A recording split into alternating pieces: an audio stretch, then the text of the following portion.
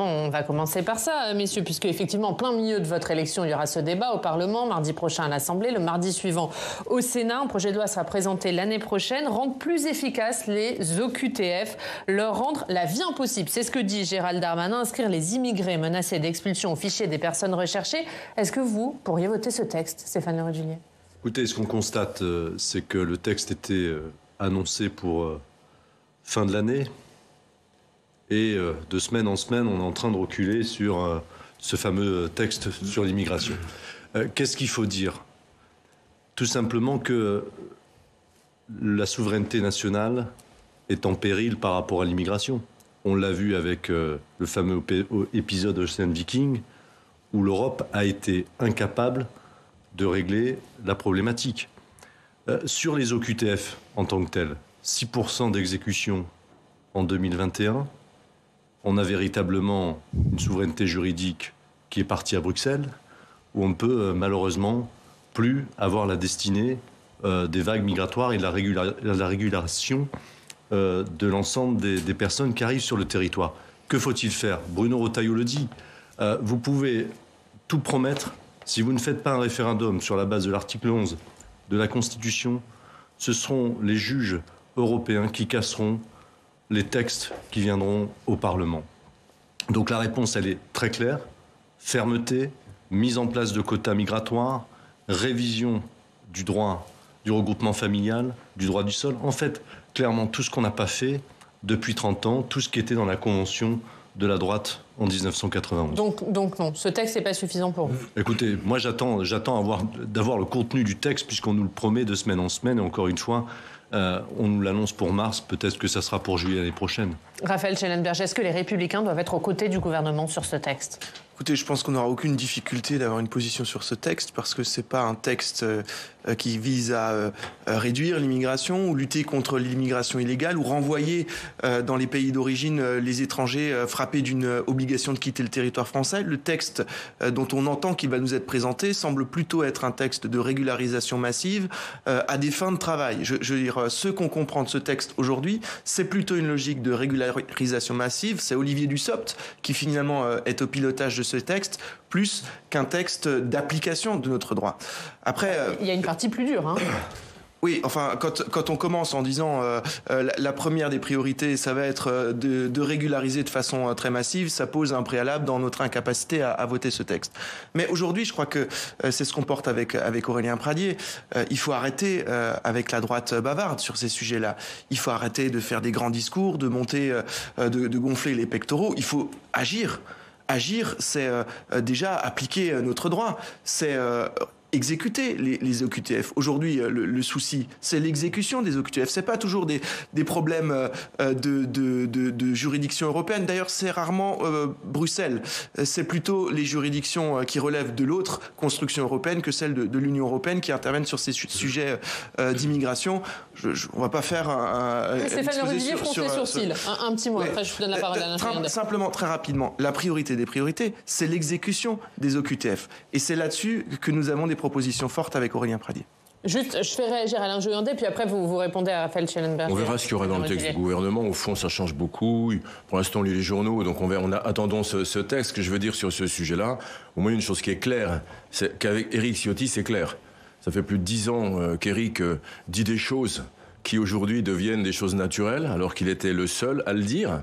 Et notamment quand il parlait de la relation évidente entre l'immigration clandestine et puis les problèmes de sécurité. Parce que vous vous rappelez des tollés que ça pouvait entraîner. Aujourd'hui, on voit bien que plus on arrive à la fin de cette campagne pour la présidence des Républicains, on voit bien que les autres candidats reviennent tous sur les positions d'Éric Ciotti, donc, et qui fait d'ailleurs des propositions qui ne sont pas nouvelles. Ce n'est pas à l'occasion de cette élection. Le droit du sang à la place du droit du sol, c'est pas depuis hier. L'expulsion, alors au QTF, les difficultés de QTF, je ne vais pas rentrer dans le débat, c'est tellement technique. La fin du regroupement familial, la fin de l'aide médicale d'État. L'aide médicale d'État, j'ai été porteur de ce texte ici au Sénat. Je rappelle que c'est l'aide médicale pour les immigrés en situation irrégulière, qu'avec Nicolas Sarkozy, nous avions divisé par 2. Éric Ciotti travaillait déjà aux côtés d'Éric Ciotti quand il était député. Il a fait d'ailleurs... On n'a pas fait que du bavardage. avec Éric Ciotti, on a fait voter des textes que M. Hollande et, dans la foulée, M. Macron ont supprimé. Donc, avec Éric Ciotti, sur ce sujet-là, je dirais à la limite, il n'y a même pas besoin de parler de son programme, tellement les gens le connaissent bien. Oui, juste, je vais réagir. Alain, il faut être honnête aussi. Sur l'immigration, on a mis effectivement en place les peines planchers, et dans le même temps, on supprime la double peine. C'est un message contradictoire. Dans le cadre du quinquennat de Nicolas Sarkozy, il y a eu des choses qui ont été bien faites, et il y a des choses qui ont été mal faites. Stéphane, là aussi, on doit avoir... On va pas jouer. Non, mais on doit avoir... On va pas jouer parce qu'il y a encore quelques semaines, quelques mois, nous étions tous les deux, aux côtés d'Éric Ciotti, mais tous les deux avec toi, aux côtés d'Éric Ciotti pour vanter le seul programme qui allait bien, c'est celui d'Éric Ciotti. Aujourd'hui, tu es le porte-parole d'un autre candidat, c'est très bien, mais c'est tout ça dont nos concitoyens veulent plus, quoi. Les gens qui changent de parti toutes les 5 minutes. On va pas faire un débat sur Stéphane Le Rudulier, mais les propositions de Bruno Retailleau. N'intéresse personne. Pour que les choses soient claires, n'attaque pas le projet d'Éric Ciotti que tu défendais avec moi il y a encore un mois. J'attaque pas le projet d'Éric Ciotti, tu m'as mal compris. Ce que je veux dire par là, la différence que nous avons, c'est qu'à un moment donné, nous avons un droit d'inventaire par rapport à ce que nous avons fait dans les années où nous étions au gouvernement. Tant qu'on n'a pas ce droit d'inventaire, on ne sera pas de faire des inventaires. Alain. Je ne bats pas ma coulpe. Ce qu'on a fait quand on était au pouvoir, c'était beaucoup mieux. Alain, on ne sera pas crédible. On n'a pas tout fait, mais c'était beaucoup mieux. On ne sera pas crédible si on ne fait pas ce droit d'inventaire. Je reparle de l'immigration. Des années Sarkozy, voire des années... Moi, les années Sarkozy, je les revendique. Et plutôt que de dire... Il y a des choses qui ont été les autres. Juste un instant, puis après, je te redonne la parole.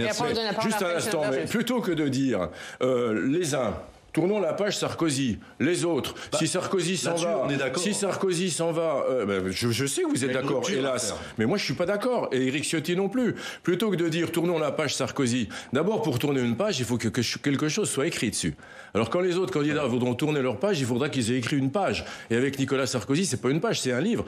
Plutôt que on ne construit jamais l'avenir en reniant notre passé. Plutôt que de vouloir tenser en permanence Nicolas Sarkozy. Essayons plutôt, j'y termine, essayons plutôt de bien savoir comment il a fait pour être président de la République, pour renvoyer le Front National à 7%. Si nous arrivions à faire aussi bien la prochaine fois, alors là, on pourrait peut-être tourner la page Sarkozy. Allez, on va laisser répondre à simplement, c'est sur ces deux sujets.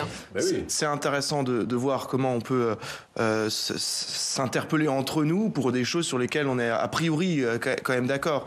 Je crois que c'est bien là l'enjeu de cette élection, c'est d'aller de l'avant et de regarder de l'avant. De façon pragmatique, objective, en revenant à nos valeurs.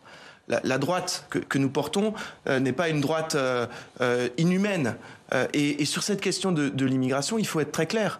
Les propositions d'Éric Ciotti sont constantes, c'est vrai, mais elles ne sont pas toutes opérantes. Aujourd'hui, sur la question de l'immigration, par exemple, le combat d'Éric Ciotti, c'est l'augmentation du nombre de places en centre de rétention administrative.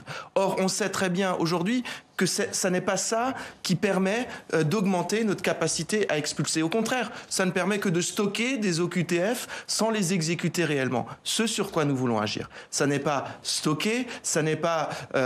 créer des places de CRA qui sont particulièrement chères, c'est très simplement être efficace, renvoyer les étrangers en situation irrégulière dans leur pays d'origine. Un dernier mot, Stéphane Le Rudulier, après on passe à un sujet. On ne va pas se renvoyer la balle, mais je suis assez surpris, Alain, parce que, tu vois, si tu avais bien vécu le débat entre les trois candidats, tu m'aurais dit quand même, le Sénat a été attaqué, et ça me plaît pas, parce que je suis sénateur dans le cœur, comme tu me l'as toujours dit. J'ai été député aussi, tu sais que tu viens de là et tu es revenu de là.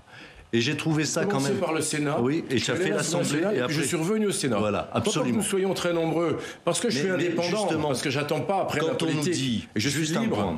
Quand on nous dit qu'on a mal travaillé sur les VG, ou c'est les énergies renouvelables, quand même, il faut l'entendre ça, non?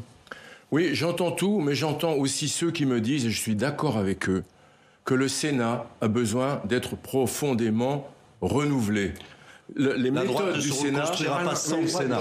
Et c'est moi qui le dis. La droite ne se reconstruira pas sans le Sénat. Je suis sénateur, je suis allé à l'Assemblée nationale et j'ai fait 2 fois le Sénat et je dis que dans notre pays, le Sénat, ça sera l'occasion d'un autre débat. Oui. Mais je pense que le Sénat, effectivement, a besoin d'être... On ne peut pas voter des lois puis s'excuser un mois après... Parce qu'on se rend compte qu'elles sont pas bonnes. Je rappelle ce qu'on a fait sur le Covid. Ben oui, on a voté le pass sanitaire, puis après, en même temps, on a voté une commission d'enquête. Et ce sera un autre débat, vous le dites, Alain Joyandet. On fera un débat sur le Sénat. Et si on veut faire une introspection, puisque tu es favorable aux introspections, faisons celle aussi du Sénat. Un mot rapidement là-dessus, Raphaël Schellenberger, puisqu'Aurélien Pradier aussi a conféré quelques attaques. Non, il n'y a pas d'attaque contre le Sénat. On a eu un débat, je crois que sur un certain nombre de sujets, Stéphane l'a cité, l'IVG, l'éolien, nous avons des désaccords. C'est comme ça. C'est pas la peine de s'écharper comme des chiffonniers. Il faut juste pouvoir se dire les choses. Ce qu'on veut aujourd'hui, c'est construire une droite attractive, ambitieuse, qui redonne envie aux Français. On ne peut pas s'enfermer dans des débats en s'interpellant en permanence et vouloir redonner envie aux Français de nous écouter. C'est ce message qu'on porte avec Aurélien Pradier. Justement, on va parler d'un sujet sur lequel la droite est attendue, c'est la réforme des retraites. Elisabeth Borne hier était devant les députés. Elle maintient a priori son calendrier, 65 ans. Raphaël Schellenberger, est-ce que c'est une réforme qui doit être soutenue par les Républicains ? Écoutez, je crois que sur ce sujet-là, il faut que les Républicains en reviennent à nos fondamentaux. Nos fondamentaux, c'est d'abord défendre le travail. Et avant tout le travail. La réforme que propose Madame Borne, c'est la réforme de la facilité qui prend les vêtements d'une forme de courage sans réalité derrière. Le vrai courage, c'est d'écouter ceux qui travaillent.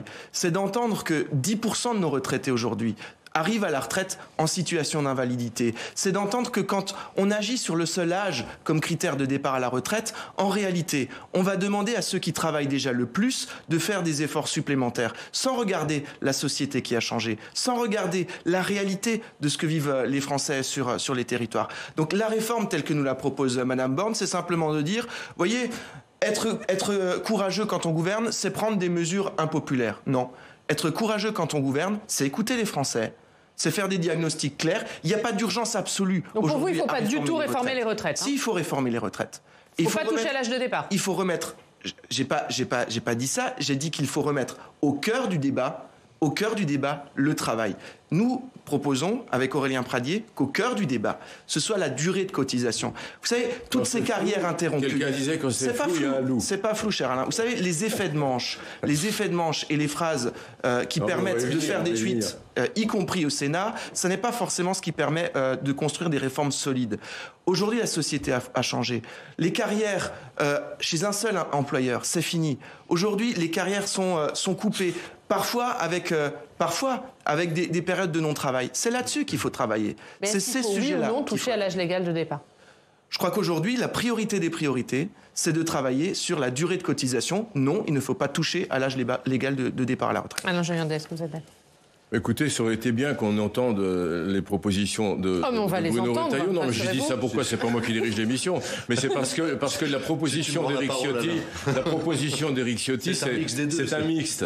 C'est un mixte. Donc ceux qui suivent les débats de cette présidentielle LR le savent. C'est l'homme de la synthèse sur les retraites. Dans ce que tu dis, je suis d'accord sur une partie des choses, et notamment sur le fait que comme les situations des futurs retraités sont très différentes les unes des autres, c'est très compliqué de régler le problème avec une seule solution. Voilà. Et c'est pour ça qu'Éric Ciotti a imaginé quelque chose, d'ailleurs, qui a été évalué et qui a été plutôt bien noté par les spécialistes, qui est de dire, pour certains, l'âge légal, ça sera très bien, et pour d'autres qui ont notamment commencé très tôt dans le travail, ceux qui ont commencé comme apprentis par exemple, l'âge posera un problème. Et donc là, on prend la durée de cotisation. Mais dans les deux cas, pour que les choses soient claires, que ce ne soit pas flou, il faudra travailler plus. C'est clair, il faudra travailler plus. Le projet d'Éric Ciotti, c'est 10 milliards d'économies par an pour sauver le régime des retraites. Si les retraités actuels veulent ne pas voir leur pension de retraite baisser, il faut que l'assiette de cotisation soit plus large. Donc on peut avoir des débats sur la meilleure solution technique pour y arriver, mais en tout état de cause, le courage, la vérité, c'est de dire à ceux qui travaillent aujourd'hui, c'est vous qui êtes porteurs des retraites de vos parents, de vos grands-parents, qui sont aujourd'hui légitimement en train de se reposer. Et pour que ce soit bien clair, dans la proposition d'Éric Ciotti, l'âge légal de départ, c'est 65 ans et la durée de cotisation, c'est entre 43 et 45. Exactement. Le tout, c'est très important de le dire, avec une progressivité, parce qu'on ne va pas passer immédiatement de 62 à 65. Et puis, je suis tenté de dire quand même que les politiques ne peuvent pas tout. On peut annoncer un certain nombre de grands principes, mais une chose qui est absolument fondamentale, c'est de laisser les partenaires sociaux s'entretenir, négocier dans un cadre. Vous savez, ça a toujours été comme ça. On laisse les partenaires sociaux. Quand les partenaires sociaux ne réussissent plus à s'entendre, à ce moment-là, le législateur intervient. Mais je pense que la solution d'Éric Ciotti, c'est la solution pragmatique qui correspond à la réalité du terrain. Vous entendez ça, Stéphane Le Rudulier, pour Bruno Retailleau? Écoutez, nous, on est favorable à une réforme des retraites. Et là, Alain a raison. Je pense qu'il faut dire la vérité aux Français. On a tellement fait de propositions, de promesses parfois irréalistes que si on dit l'inverse, on décevra une nouvelle fois. Qu'est-ce qui s'est passé sous le premier quinquennat d'Emmanuel Macron? Il y a 8 millions de retraités qui ont perdu du pouvoir d'achat. Donc oui, il y a une réforme de retraite si ça garantit de nouveaux droits. Garantir de nouveaux droits, c'est quoi? C'est une retraite au minimum à 1 200 € par mois.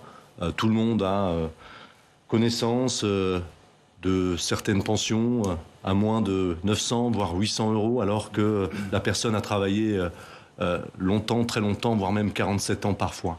Et puis, sur l'âge légal, effectivement, il faut un filet de sécurité. Sinon, si on ne prend que la durée de cotisation, ça peut créer une injustice sociale. Mais sur cette durée de cotisation, il faut y travailler également par rapport à la pénibilité. Et pénibilité du travail, donc une certaine forme de barémisation. Et, dernier point, on ne peut pas demander uniquement à une frange de Français des efforts. Si on doit faire une réforme des retraites, il faut aussi parler des 42 régimes spéciaux et de cette réforme de ces régimes spéciaux. Derrière ça, juste un dernier mot, on a 15 à 45 milliards, ça dépend, la Cour des comptes a du mal à évaluer, de fraude sociale en France. On parle de réforme de retraite à 10 milliards, 15 milliards par an. Je pense que l'État doit impérativement lutter contre cette fraude sociale parce qu'on ne peut pas demander des efforts aux Français et en même temps laisser ouvertes ces vannes sur la fraude sociale. C'est la raison pour laquelle le Sénat a d'ailleurs mis en œuvre, et dans le cadre du PLFSS, cette carte biométrique au niveau de la carte vitale qui pourrait résorber pas mal de fraude sociale. Juste un mot pour dire que la dernière belle réforme des retraites qui a permis de sauver le système, en passant de 60 à 62, réforme courageuse, c'est Nicolas Sarkozy. 9 jours de grève. 9 jours de grève seulement. Donc, le courage. Vous voyez, donc je dis juste ça parce que si ça n'avait pas été fait à l'époque, aujourd'hui, les retraités auraient une pension de retraite alors beaucoup plus diminuée. Et ça n'a pas. Au départ, ça a été médiatiquement compliqué, et au final, le courage politique l'a emporté. Le courage d'une réforme politique, ça se mesure pas à la quantité de nombre de grévistes ou au nombre de jours de grève. Ça se mesure au résultat. Ça se mesure, cher Alain, je t'écoute. C'est peut-être aussi ça, la nouvelle droite. C'est une droite qui s'écoute. Le courage, c'est la justice de la réforme. La droite, elle doit être juste. Et le sujet aujourd'hui, c'est celui-là. Quand on voit le Sénat qui, depuis des années, considère que la réforme de la retraite est finalement le facteur d'ajustement des dépenses nouvelles qu'on crée dans le projet de loi de finances des sécurités sociales, et qu'on fait finalement de cet amendement technique d'ajustement un totem de réforme sans jamais reprendre le temps de réfléchir. Ça fait 10 ans qu'à droite, on agit par automatisme. Ça fait 10 ans qu'on n'a plus pris le temps de réfléchir. Ça fait 10 ans qu'on propose les mêmes solutions aux Français sans que jamais on arrive à se faire comprendre des Français. C'est bien ça le message qu'on porte. Il est temps de travailler à nouveau, il est temps de réfléchir, il est temps de sortir des automatismes pour revenir à nos valeurs et proposer un projet ambitieux aux Français qui nous écoutent. Si je peux me permettre, il y a quand même une réalité démographique. Les enfants qui naissent aujourd'hui, en 2022, ont une espérance de vie de 90 à 93 ans. Et on peut soutenir encore qu'on travaillera toujours dans la même durée légale. Le Sénat a pris ses responsabilités, c'est la constance. L'avantage des chiffres. Non, c'est dans pas des débats rapides, c'est une réalité où on a une démographique. demi-heure pour évoquer 3 ou 4 sujets, c'est qu'on choisit ce qui nous arrange. La pyramide des âges, ça n'est pas seulement l'allongement de la durée de vie, c'est aussi une évolution forte de la pyramide des âges, avec une génération importante qui aujourd'hui est à la retraite et qui progressivement, c'est la vie. Bien que la durée de vie s'allonge, la durée de vie fait que on va verser plus de pensions. On va verser plus longtemps des pensions. La pyramide des âges en France est en train de se rééquilibrer. C'est aussi une des réalités démographiques de notre pays. On va passer au dernier thème de ce sujet. Il est important, c'est l'avenir du parti. Est-ce que, d'abord, il y a un baromètre au Doxa qui a été fait pour les chaînes parlementaires et la presse régionale. 73% des sympathisants Les Républicains souhaitent une alliance. On parle des sympathisants, pas des militants. 73% souhaitent une alliance, 45% avec la majorité présidentielle, 38% avec le Rassemblement national. Est-ce que l'avenir des Républicains passe toujours par son autonomie, Alain Joyandet ? En tout cas, l'avenir des Républicains passe sans doute par son indépendance, par son renforcement. Vous savez, on ne peut pas discuter avec un partenaire si on ne représente plus rien. Je pense qu'il faut quand même le rappeler. Avant de discuter éventuellement avec des partenaires, il faut quand même être consolidé, représenter quelque chose et être intéressant pour les partenaires et pour les Français. Mais ça veut dire que des alliances sont envisageables pour vous ? Je ne parle pas d'alliance, je parle d'indépendance de notre famille politique. Et je dis que quel que soit l'avenir, moi je pense aux élections présidentielles. Parce qu'au fond, ce qui nous importe, puisqu'on est sur le chapitre de qu'est-ce qui va se passer dans le parti, sur la stratégie, ce qui est important, c'est l'élection présidentielle. Parce que tout ce qu'on raconte, tout ce qu'on dit, tous les projets qu'on peut avoir, ils n'ont absolument aucune chance d'être appliqués s'il n'y a pas une incarnation. C'est comme ça, c'est la Ve République, avec la présidentialisation, le quinquennat, l'inversion du calendrier. Si vous perdez la présidentielle, vous avez tout perdu pendant 5 ans. Vous pouvez faire des projets, vous pouvez discuter, vous pouvez faire des débats, aucune chance de pouvoir s'en sortir. Donc, avec Éric Ciotti, sur l'organisation du parti, sur la stratégie, là encore, les choses sont claires. S'il est élu président, ce que je souhaite, il proposera à notre famille politique de soutenir un candidat à l'élection présidentielle, il proposera Laurent Wauquiez, pour que les choses soient claires le plus vite possible. J'ai dit, je crois sur ce plateau, lors des dernières présidentielles, que l'erreur majeure que nous avions faite avait été de désigner un candidat au présidentiel quelques mois avant. On a désigné au mois de décembre pour une élection au mois d'avril. Un candidat à la présidentielle, il faut qu'il ait 3 ou 4 ans devant lui. Et pour moi, c'est quelque chose d'absolument capital sur l'avenir de notre famille politique. Si nous n'avons pas, d'ailleurs j'en reviens, pardonnez-moi, j'en reviens à l'élection de 2007, mais s'il n'y avait pas eu une incarnation en 2007, on n'entrait pas à l'Élysée. L'incarnation, c'était Nicolas Sarkozy. Donc pour vous, l'incarnation, qu'on soit clair, c'est le candidat à la présidentielle et pas le président du parti. Si vous n'avez pas, dans une famille politique de gouvernement, si vous n'avez pas une incarnation, quelqu'un qui a l'image d'un présidentiable, vous pouvez faire tout ce que vous voulez et il faut l'avoir suffisamment longtemps à l'avance. Je note qu'avec puisqu'on est quand même là pour confronter les différentes stratégies, je note qu'avec les autres candidats à la présidence, on ne sait pas vraiment ce qui va se passer sur ce plan-là. Et donc, je suis impatient de l'entendre. Vous allez les entendre. Juste, c'est bien que tu fasses référence, Alain, à Nicolas Sarkozy en 2007, parce qu'il a été élu par les militants. On est d'accord. 14 janvier 2007. Donc, nous, on veut simplement reprendre ce qui a fonctionné. C'est ce que propose Éric Ciotti pour Laurent Wauquiez. Il ne propose absolument pas de faire une quelconque primaire. Si j'ai bien compris. Puisque les primaires, pour Laurent, la proposition. Il y aura un vote. Pour Éric Ciotti, c'est fini, on n'en parle plus. Alain, j'ai cru comprendre que c'était le bureau politique qui désignait le candidat, mais j'ai du mal à comprendre les propositions d'Éric. Non, on a 2 points. Un problème de calendrier, de divergence sur le calendrier, et un problème par rapport aux modalités de désignation de notre candidat. Les primaires, on les a évacuées de notre règlement des Républicains. C'est pas tout à fait exact. Les primaires ouvertes ont été évacuées. Mais on a un machin qui a conduit à ce qu'on fasse. C'est pas un machin, c'est simplement que les militants, en fait, rendent la parole aux militants pour désigner le candidat. C'est bien un des points de je finis juste. Tout à l'heure, tu disais laissez-nous nous écouter. Donc si tu m'interromps, je souligne simplement, cher Stéphane. Non, mais là, tu formules des approximations utiles au flou entretenu par ton candidat.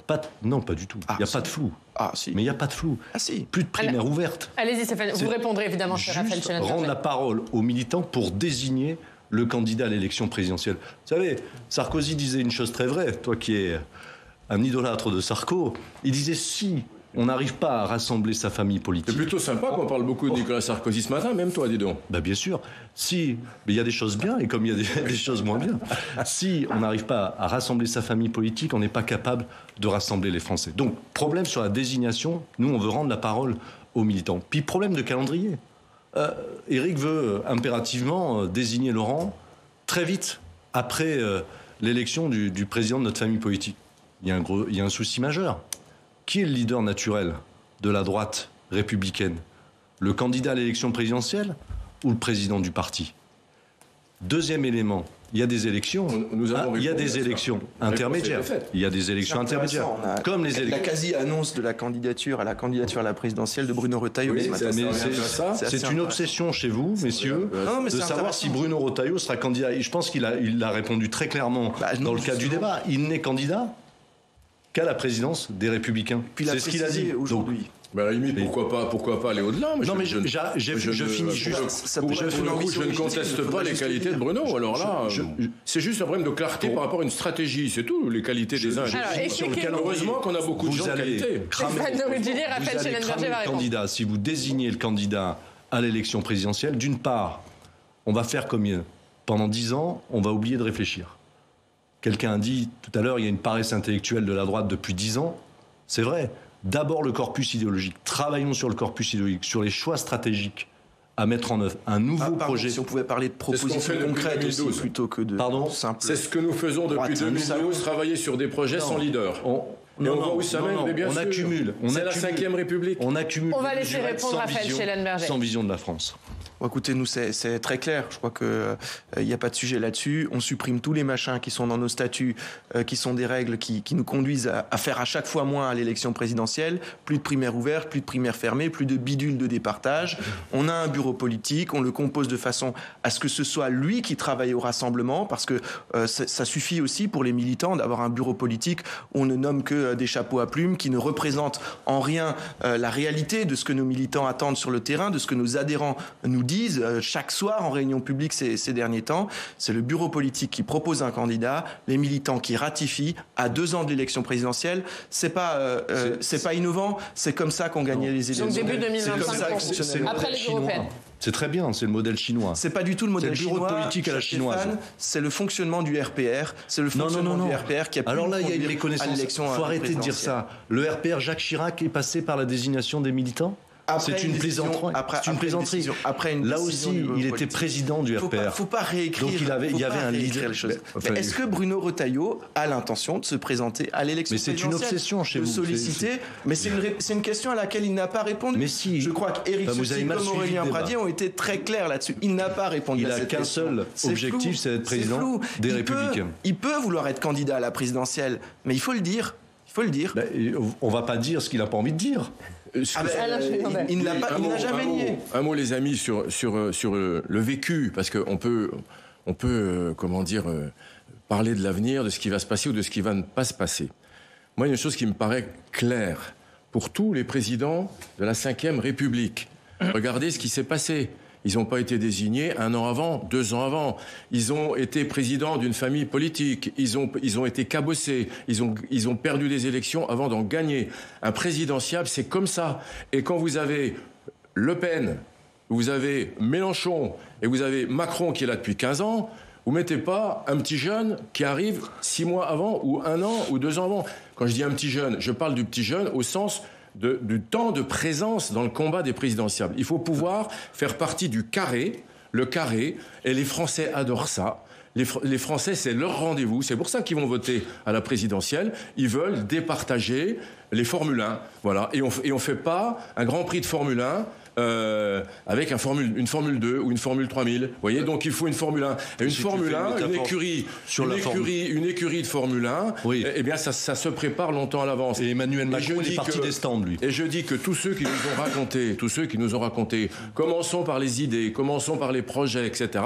Depuis qu'on fait ça, on perd les élections. Et quand on avait un présidentiable, eh bien, on gagnait les élections. Jacques Chirac, combien de temps conventions thématiques entre 2005 et 2007 qui était Jacques Chirac, on a travaillé sur le fond avant de travailler Jacques Chirac, combien de temps avant d'être élu? François Mitterrand, Hollande, etc. Puis juste un dernier mot, mon cher ami. Dans une France moderne, qui n'est pas forcément porté par des petits jeunes.